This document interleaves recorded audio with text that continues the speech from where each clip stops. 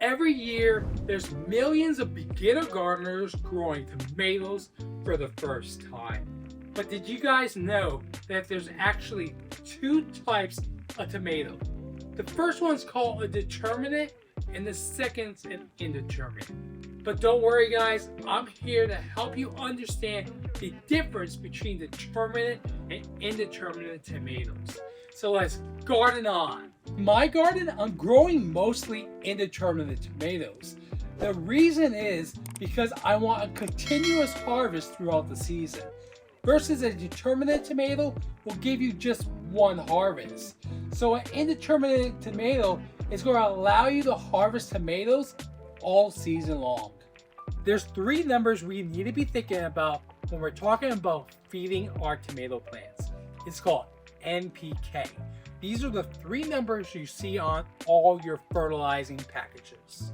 That first number, nitrogen, is super important so our plant develops the leaves it needs so it can do photosynthesis. And to help our plant have access to nitrogen, we're adding blood meal to the planting hole. The second super important nutrient we're adding to the planting hole is phosphorus. That's the second number in NPK. Phosphorus helps our plant develop fruit, which is what we want because we want a lot of tomatoes. So we're adding some bone meal to our planting hole to give our plant access to phosphorus. The third amendment I'm adding to my planting hole is biochar. Biochar is going to help with water retention. It's going to help our plants take up the nutrients they need. We're also going to be sprinkling some mycorrhiza on the root ball. This creates a symbiotic relationship between the roots, the soil, and the microscopic life in the soil. We're also going to be adding some worm castings to the soil. This is going to help give our plants the extra push they need by giving them a very minimum fertilizer without burning them.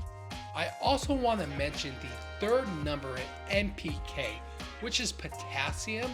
I didn't mention it earlier because it's already in my soil in the form of compost. So another reason why you should consider growing indeterminate tomatoes, if you have the space, is it's going to give you an extended growing season.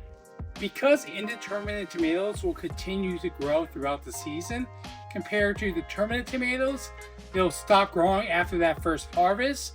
So if you want tomatoes all season long, you should grow indeterminates. I've been planting my tomatoes sideways.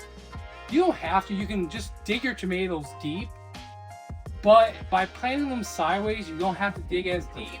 The key is you want to cover most of the stem with soil. That way, you will get a stronger root system. So far, I've only been talking about indeterminate tomatoes. But if you're growing in a small space, or if you're growing in containers or a patio, you don't want to grow indeterminates because the vines will continue to grow and it's going to be really hard to manage that in a container setting. In that case, you want to grow determinants because they only grow to a certain height. They're much more easy to manage. So a good determinate tomato will be like aroma. You can make some kind of tomato sauce with that. But the bottom line, if you're growing in containers, grow determinate tomatoes. Indeterminate tomatoes will continue to grow. You have to continuously prune them. But with a determinate tomato, you don't really have to prune because they only grow to a certain height. And actually with determinates, you don't really want to prune because you're only getting a certain select amount of fruit. You don't want to limit your fruit. Another reason why you might want to consider growing a determinate tomato is that most determinate tomatoes are good for canning or sauces. So if your goal is to make a great tomato sauce, you might want to consider growing a determinate tomato like aroma. So now that you have your tomato plants in the ground, you can't forget this next super important step. We need to water everything in because our plants are going to be super stressed from the transplant process. So just be sure, you give your plants a good soaking.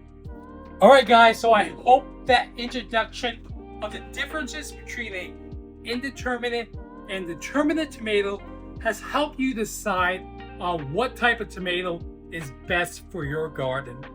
If you found any information in this video helpful, please consider leaving a like and subscribing for more gardening videos. Thanks for watching.